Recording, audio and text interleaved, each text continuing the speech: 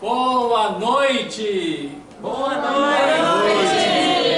Estamos aqui reunidos em nome do nosso Senhor Salvador Jesus Cristo.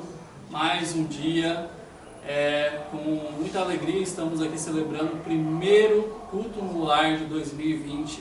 Né? E hoje, especial, aniversário da minha mãe, Dona Iracema. Estamos trazendo aqui alguns louvores e alguma mensagem importante para você que está assistindo a gente aí nesse domingo, tá? Então assista a gente e louve também com a gente.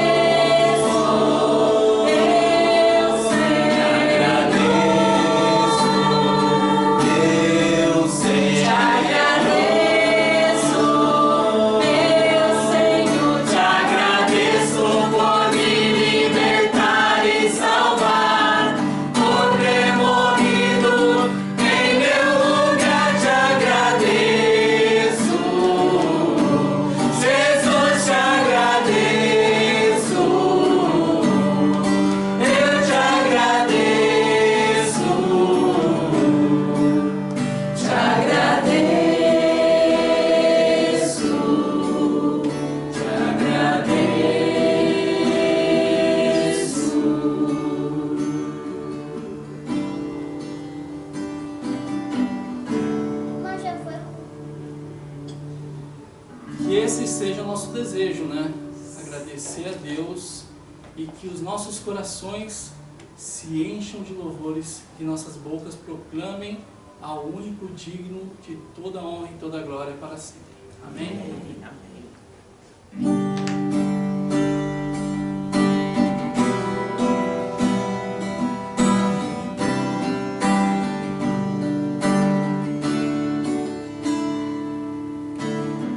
Este é o meu desejo, Senhor, te honrar com meu coração.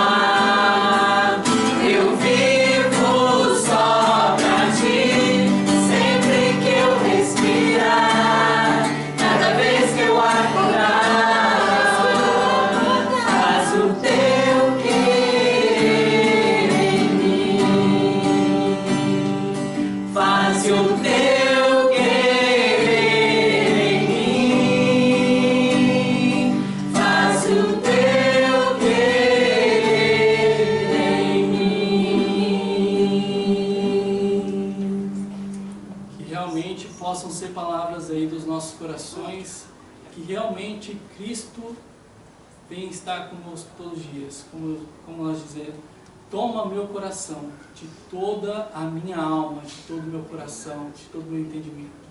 Amém? Maranata.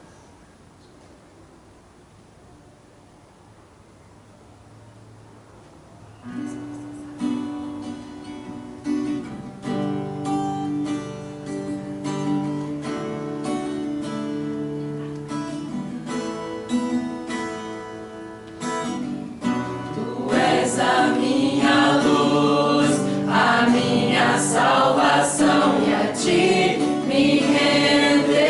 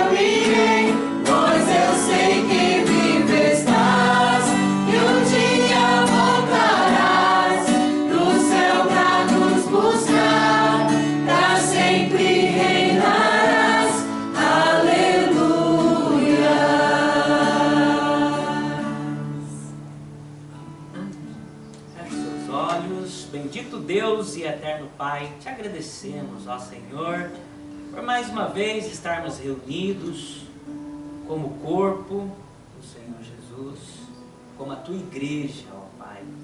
Igreja esta que o Senhor morreu na cruz do Calvário, derramou o seu sangue, para que nós pudéssemos estar unidos, ó Pai, como um só povo. Abençoe aos irmãos que ainda estão em isolamento, que o Senhor venha protegê-los. Abençoe a dona Iracema, que está completando mais um ano de vida. Abençoe o seu Carlos, ó Pai. Proteja essa casa, proteja esse lar. Que o Senhor seja realmente rei dentro deste lar, Pai. Que a tua vontade seja feita. Obrigado, ó Pai, pelas nossas lutas. Obrigado pelas nossas dificuldades, pois elas nos mostram quão frágeis nós somos e quão dependente nós somos de Ti. Obrigado, ó Pai amado, por tudo em nome de nosso Senhor Jesus Cristo. Amém. Bom, no começo do ano a gente tinha feito programação, né? Pensando, distribuindo as reuniões do lar. E era vontade da dona Iracema que fizesse um culto na casa dela neste sábado. E é claro que nós não sabemos, né? Nós nem imaginávamos que íamos chegar nesse ponto, né?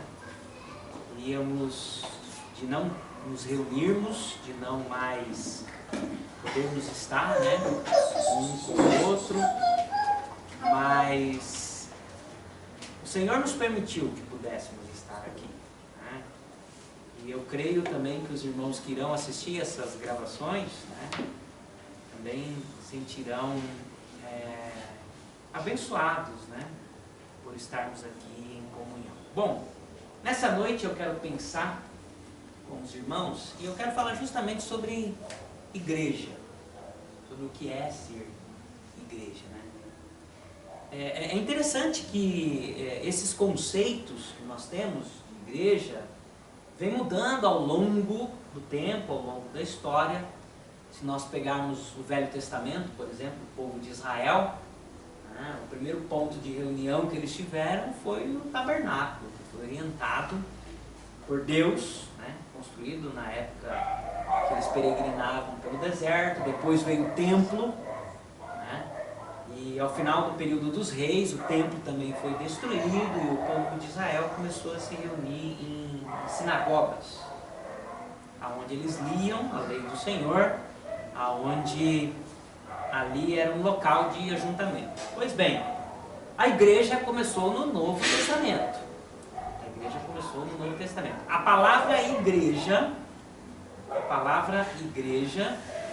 ela surgiu, primeiramente, foi o Senhor Jesus Cristo que disse, lá em Mateus, no capítulo 17, no Evangelho de Mateus,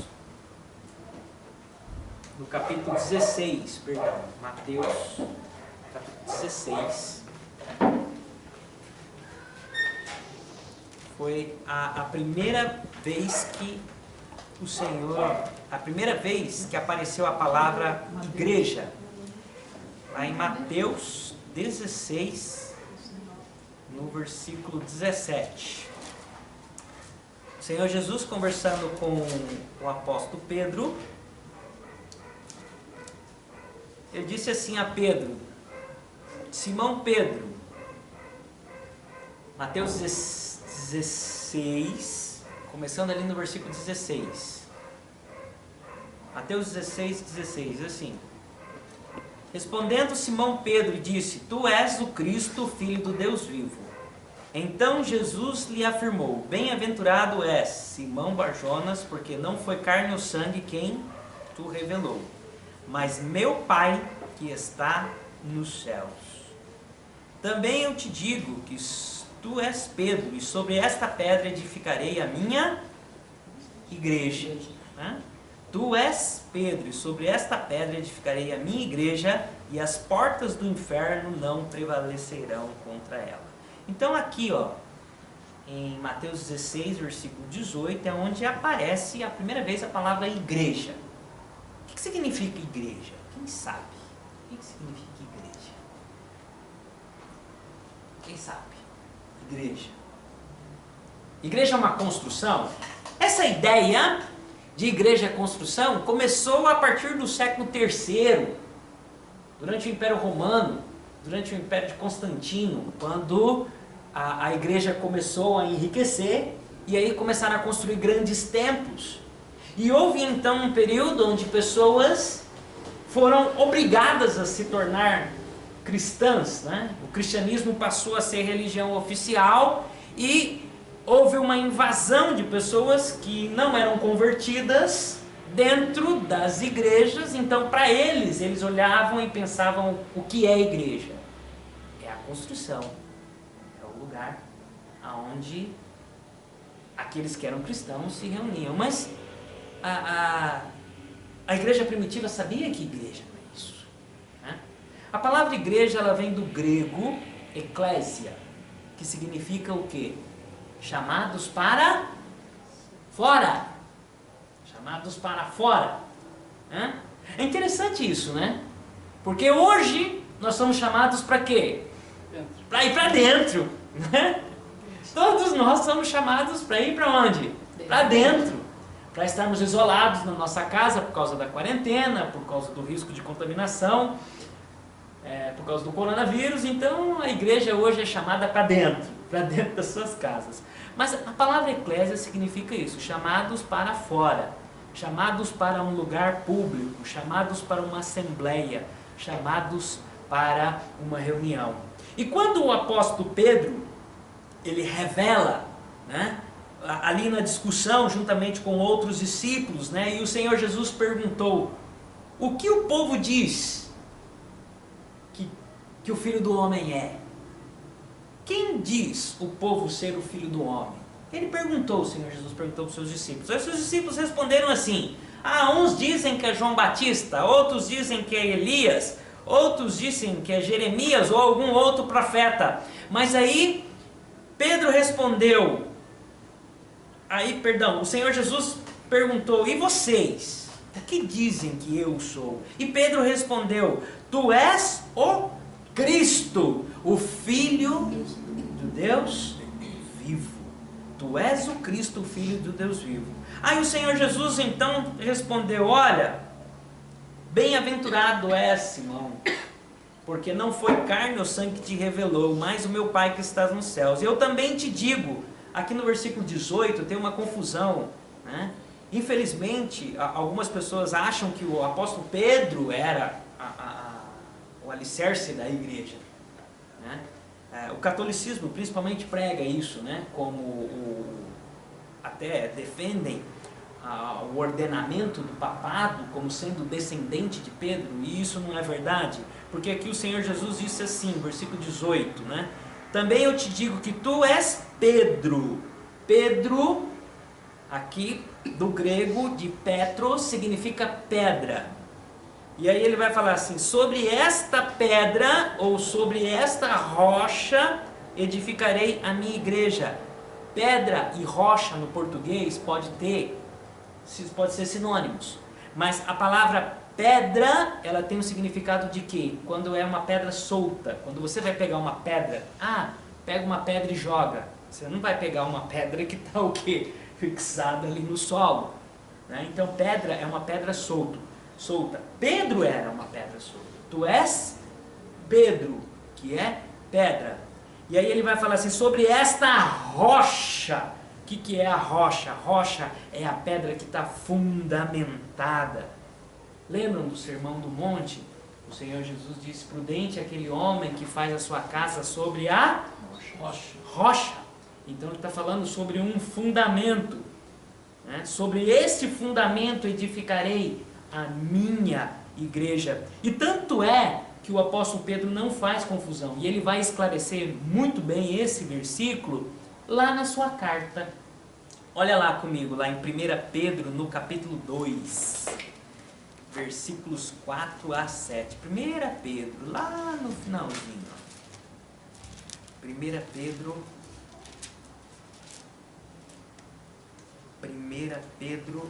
no capítulo 2, versículo 4.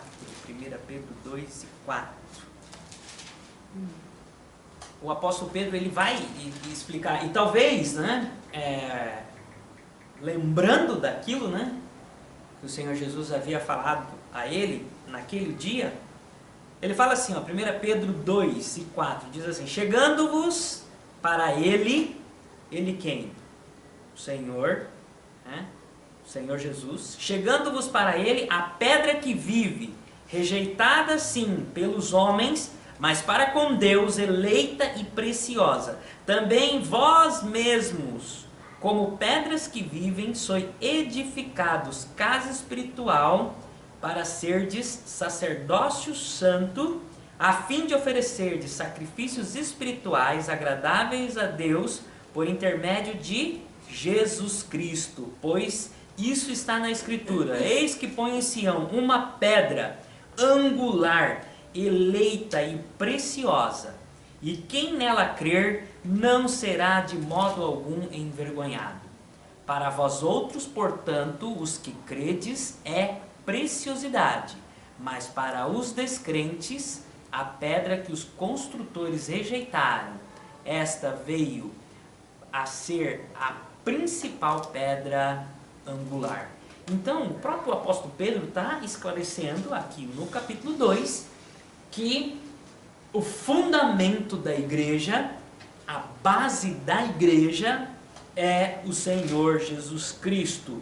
Ele é a pedra eleita, preciosa, escolhida por Deus para ser o fundamento. E aí ele diz aqui no versículo 5, e ele fala a respeito de quem? De nós. Lembro vocês que o apóstolo Pedro, nós comentamos, né, quem assistiu aí os 2 últimos vídeos que nós gravamos, nós comentamos muito a respeito das cartas da perseguição, o quão era sofrido, foi difícil para a igreja, né? Nós tememos uma crise, o coronavírus, a economia, etc, etc, mas nenhum de nós sabemos o que é enfrentar uma perseguição. E aqui ele fala assim, ó, também vocês são o quê? Vocês são o quê? Vocês são como pedras vivas, edificados casa espiritual para serdes sacerdócio santo. Ele está falando de quem? Da igreja. Da igreja. Nós somos, ó, cada um como se fosse um tijolinho, né? Montado sobre um fundamento que é o Senhor Jesus Cristo. Abre a sua Bíblia lá em 1 Coríntios, agora no capítulo 12. 1 Coríntios, no capítulo 12. Se você está em 1 Pedro, você vai voltar aí algumas páginas. 1 Coríntios 12. 1 Coríntios 12, versículo 12.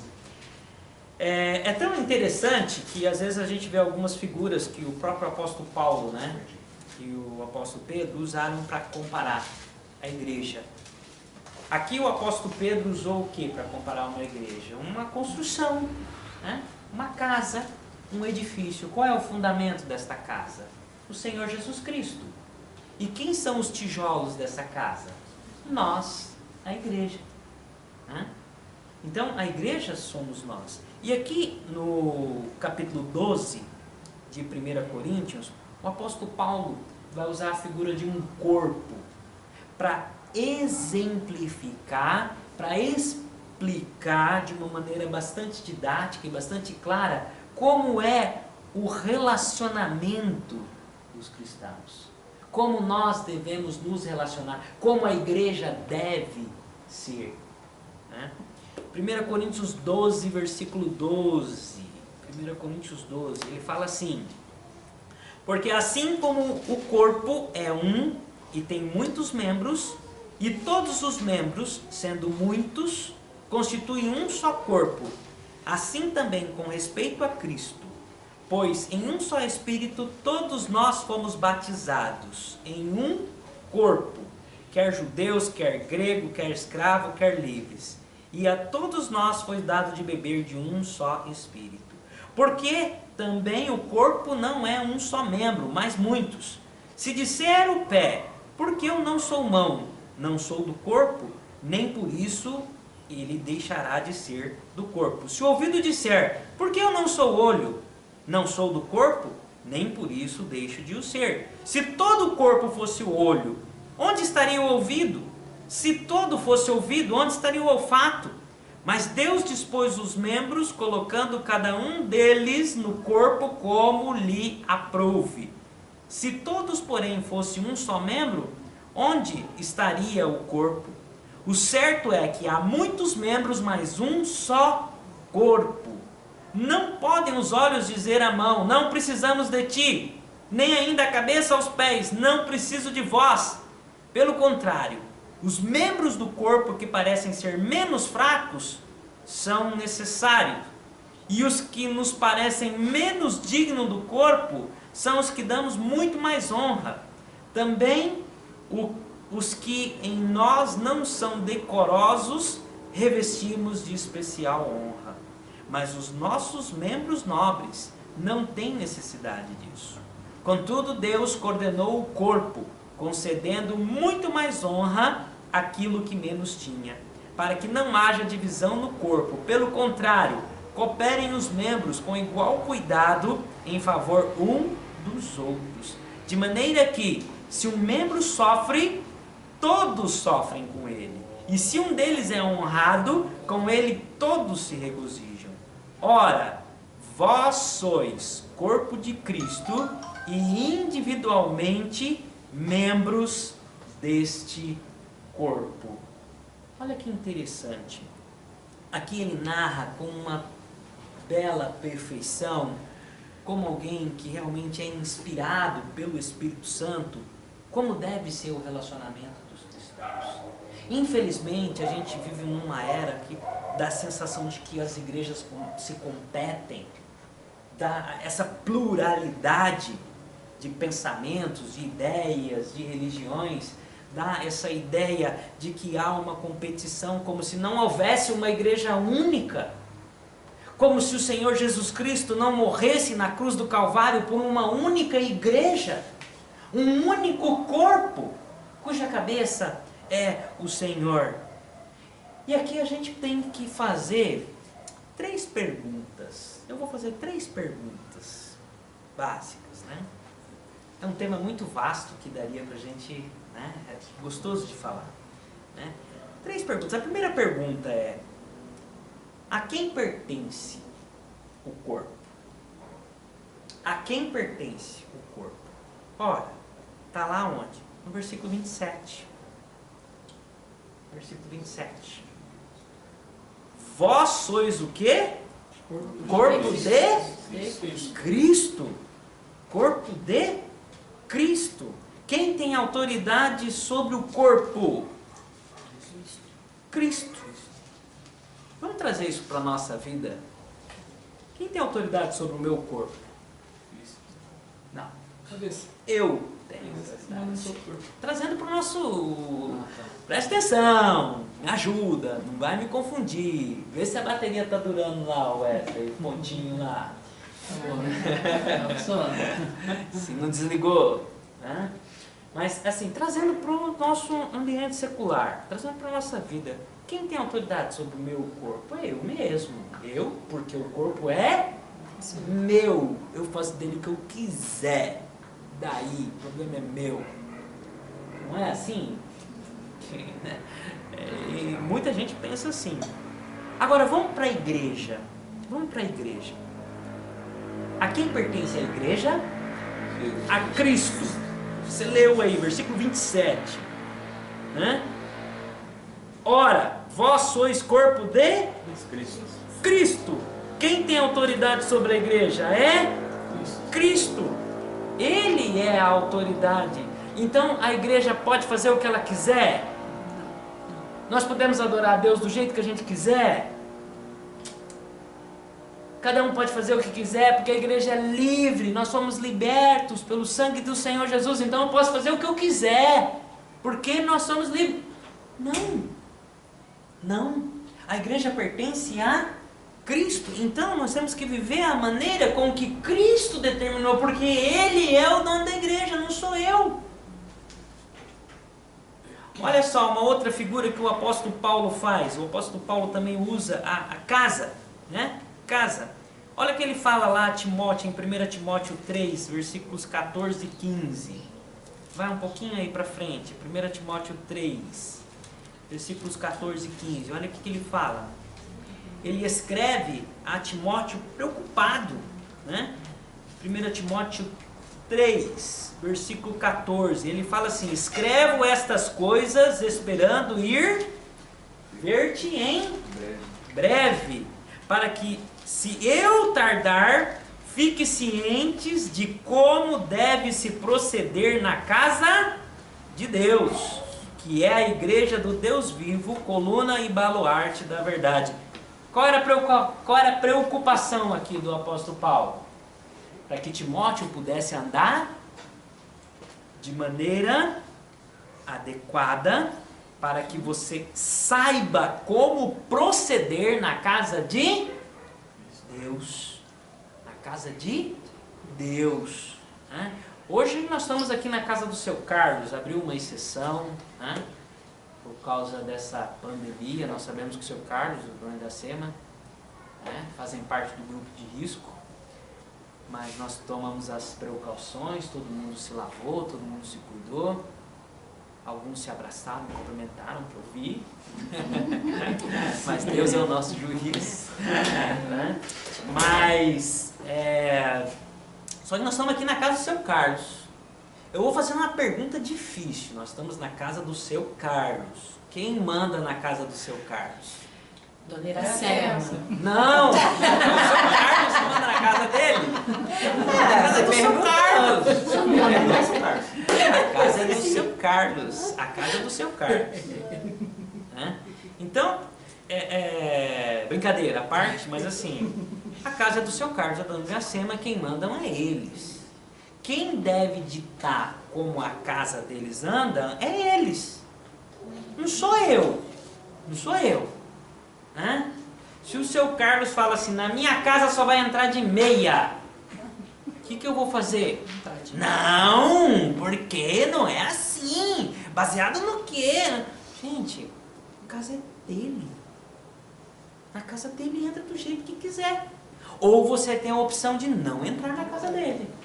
Alguém uma vez falou, se eu tiver que entrar, tirar o sapato para entrar na casa de alguém, eu prefiro não entrar.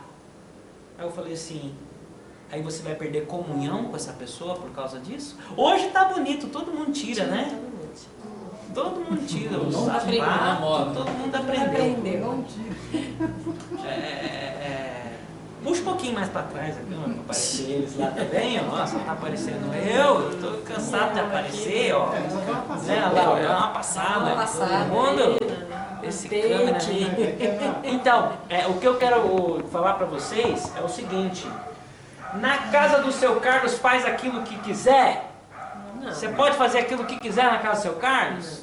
Quem é o único que pode fazer aquilo que quer? Ele. Por quê? Porque ele é o dono.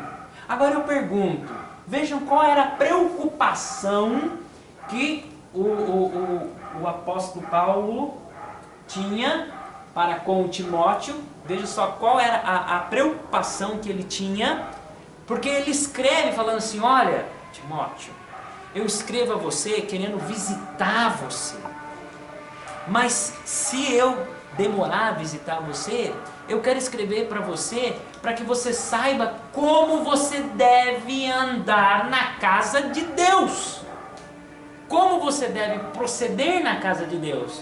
E ele fala assim, o que é a casa de Deus? O que é a casa de Deus? É a igreja. Não é isso que está escrito aí? Olha aí de novo, presta atenção, esse versículo é maravilhoso.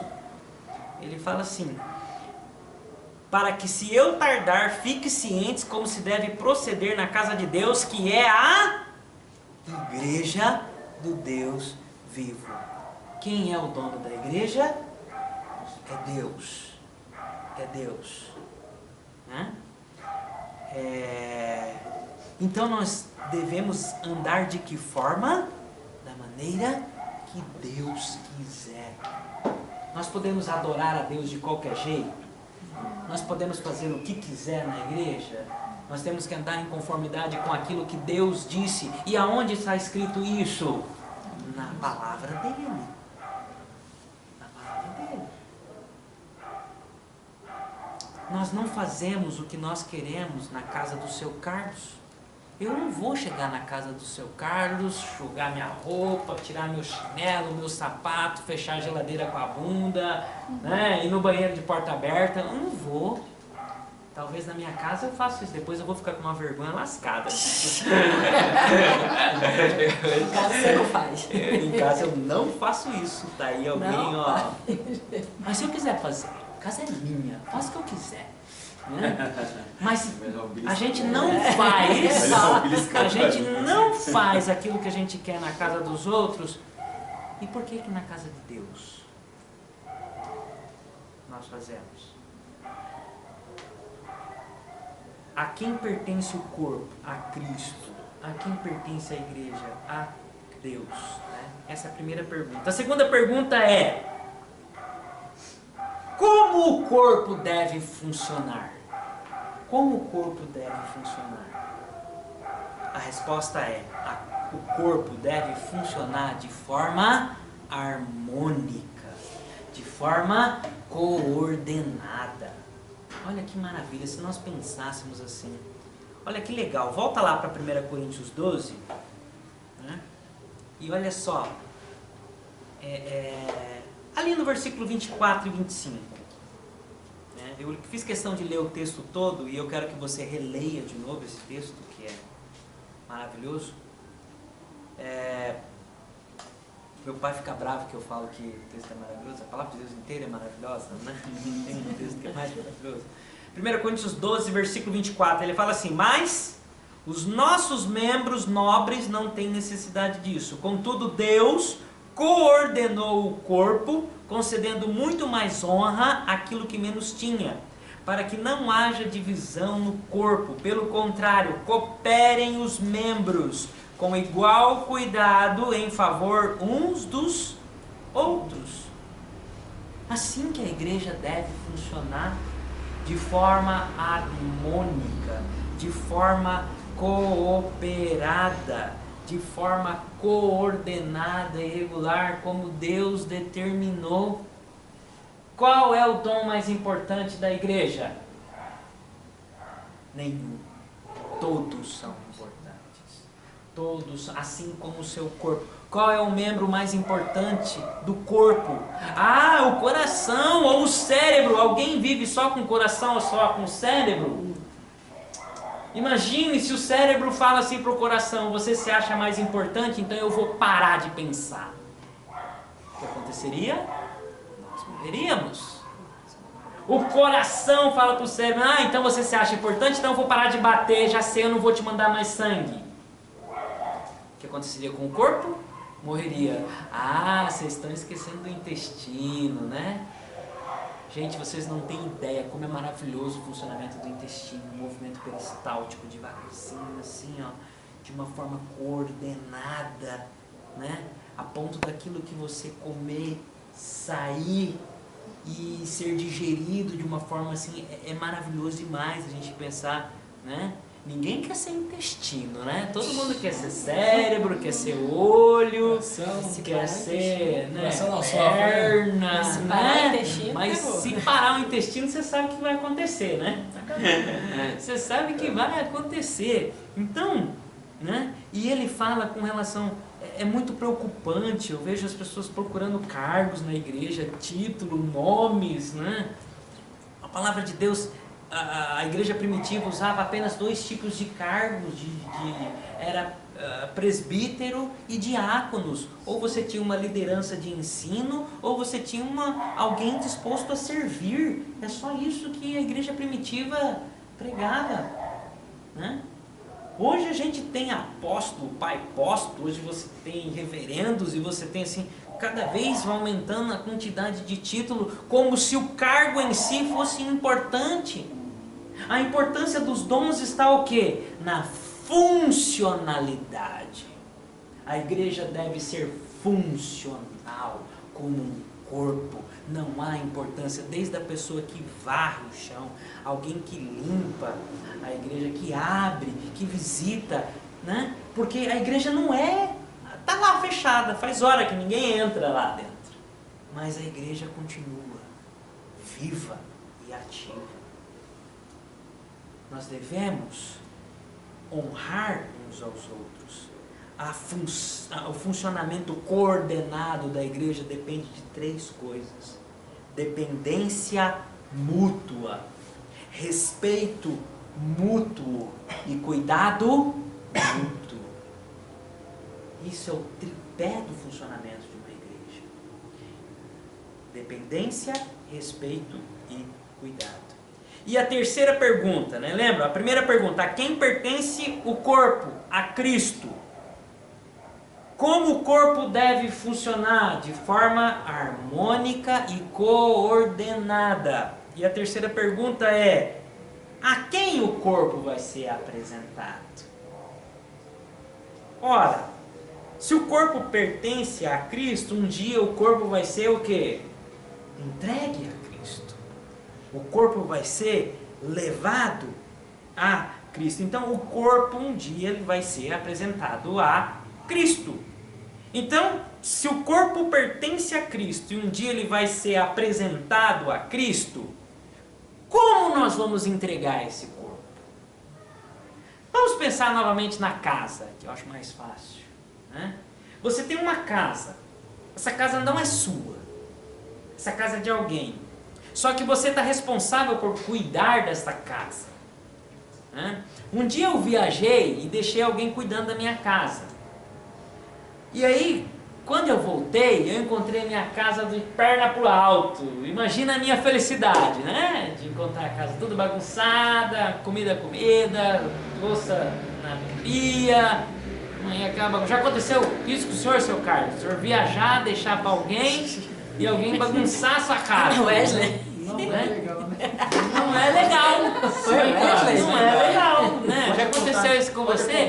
Pode apontar. Né? Pode apontar. Alguém falou assim: eu vou colocar alguém para regar minhas plantas, para cuidar do meu peixe. As plantas secou, o peixe morreu, as cartas ficavam na caixa de correio e a despensa esvaziou. Então, né? É uma coisa que meio chata, né? Agora a gente vai falar da igreja. A igreja. Quem é o dono da igreja? É Deus. Um dia a igreja será apresentada. De que forma você vai apresentar a igreja? De que forma? Olha só o que o mesmo apóstolo Paulo fala lá em Efésios, no capítulo 5, versículo 25. Efésios, você está em Coríntios? Só ir um pouquinho mais para frente, algumas páginas. Efésios 5. Efésios 5, versículo 25. Ele fala assim, Efésios 5 e 25. Ele faz a comparação, ele está falando, o contexto aqui é sobre família, é sobre esposo, esposa, marido e mulher. Mas olha só o que ele fala, Efésios 5 e 25. Marido, amai as vossas mulheres, como também Cristo amou a igreja. E a si mesmo se entregou por ela, para que a santificasse, tendo-a purificado por meio da lavagem de água pela palavra, para apresentar a si mesmo igreja gloriosa, sem mácula, nem ruga, nem coisa semelhante, porém santa e sem defeito, ou imaculada, né? Como alguém falou, uma outra versão, né? Como a igreja deve ser apresentada? Santa e sem defeito. Mas quando quando você vai, eu voltar a falar o exemplo da casa. Quando você vai cuidar de uma casa, essa casa é de alguém, esse alguém vai falar o que para você? Uma vez eu deixei minha casa com alguém que foi maravilhoso, que cuidou muito bem da minha casa. Não, uma pessoa... Hã? Não fui eu. Não foi você. Não foi você. Eu vou mandar esse vídeo, vou até falar pra ele. Uma vez eu viajei, fiquei quase um mês fora e quem cuidou da nossa casa foi o Anderson e a Raquel. Missionários, né? E eu falei pra ele, olha, o alarme funciona assim, o porteiro funciona assim, né? Ó, se esfriar, você liga aqui, ó, a parte elétrica, bababá, as plantas, Passei o quê? O manual. E eles cuidaram de uma forma muito maravilhosa da nossa casa, a ponto da gente voltar de viagem e encontrar ela muito melhor do que nós deixamos. Né? E é gostoso você, olha, mas sabe o que aconteceu? Ele fez o quê? Aquilo que eu, que era o dono, havia determinado. Agora presta atenção, a igreja ela tem que ser apresentada, como é que o apóstolo Paulo fala em Efésios 5? Que a igreja ela deve ser apresentada de que forma? Santa e sem defeito. Santa e sem defeito. Só que para eu cuidar da igreja da maneira como Deus quer, eu tenho que fazer o quê? Segundo a vontade de quem? Do meu jeito. Ah, não, eu vou fazer assim, um assado, eu vou cuidar aqui. Uma vez uma amiga nossa chamou um casal que foi para cuidar da casa dela, a mulher trocou o sofá de lugar, trocou a geladeira do lugar, né? E tinha um cômodo lá que ela falou assim, olha, não entra nesse cômodo. Ela entrou e bagunçou e tirou. Imagina a felicidade dela. Queimou Voltou, as panelas. queimou a panela, sujou, o pano de prato usou para limpar chão. Mais ou menos assim aconteceu. Será que a gente manda esse vídeo para eles? Manda para eles. Aí, só que assim, aqui o que tá falando? O que o apóstolo Paulo está dizendo? Que a igreja ela tem que ser apresentada santa e sem defeito, mas como que nós vamos cuidar da igreja? E aí a resposta está aqui no versículo 26, purificando por meio da lavagem da água pela palavra. Pela palavra. É através da palavra de Deus que nós vamos saber qual é a maneira adequada que a igreja deve ser cuidada para um dia nós apresentarmos esta igreja santa e imaculada, santa e sem defeito. Só voltando para a gente revisar, e já estou terminando, né? A quem pertence o corpo? A Cristo. O corpo pertence a Cristo. De que maneira o corpo deve funcionar? De forma harmônica e coordenada. E terceiro, como a igreja deve ser apresentada? Como o corpo deve ser apresentado? O corpo vai ser apresentado a Cristo de forma santa e imaculada, santa e sem defeito, purificada através da palavra. Né? Isso é ser igreja. Zelarmos um dos outros, agirmos de forma ordenada, entendendo que ninguém aqui é importante. Eu não sou mais importante que vocês, eu não sou mais importante que a dona Iracema, eu não sou mais importante que a Sara, que a Jane. Ninguém é mais importante que ninguém. Assim como o corpo, né? Se alguém já teve unha encravada, a unha parece um negócio inútil, né? A Jane que entende dessa matéria de unha, né? Mas a unha parece um negócio inútil. Para que tem unha? Né? Só para pintar e ficar bonita, para a Jane ganhar dinheiro e o Stuart gastar o dinheiro dela? Não, não é só para isso, né? Mas uma unha encravada é capaz de nos derrubar, né? Mostrando que por mais que seja um membro simples, ele tem a sua importância, tem a sua funcionalidade. Vamos pensar desta forma como igreja, zelando e cuidando uns dos outros. Como que está, meu irmão? Está passando dificuldade? Como é que está as suas contas? Está desempregado? Está precisando de uma cesta básica? Está precisando de um consolo, de uma palavra, de uma visitação?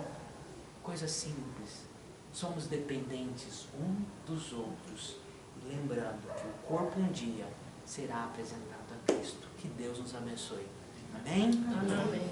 Vamos terminar com oração? Vou pedir para o Stuart encerrar aí com uma palavra de oração.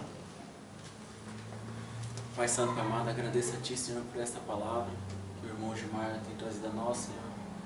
É um alimento espiritual para nós, Senhor, que nós possamos se preparar, apresentar mais diante de Deus, Senhor. Obrigado porque foi uma palavra que nos fortalece a cada dia, Senhor. Por mais que nós não estamos ali louvando do Seu templo, Senhor, mas estamos aqui agradecendo a Deus por isso, Senhor. Agora nos dê uma boa noite de sono, de paz, segurança. Abençoe a aniversariante, Pai, que o Senhor esteja por mais longe de vida com nós. Agradeço por tudo, em nome de Jesus, amém. Amém, Senhor. Então encerramos aqui a nossa reunião de adoração, mais uma vez parabenizando a Dona Iracema, seu Carlos, pela oportunidade que nos deu de estarmos gravando na casa deles. Que Deus nos abençoe, que a graça, que o amor e a misericórdia de nosso Senhor e Salvador Jesus Cristo nos acompanhe em mais uma semana. Amém? Amém. Amém.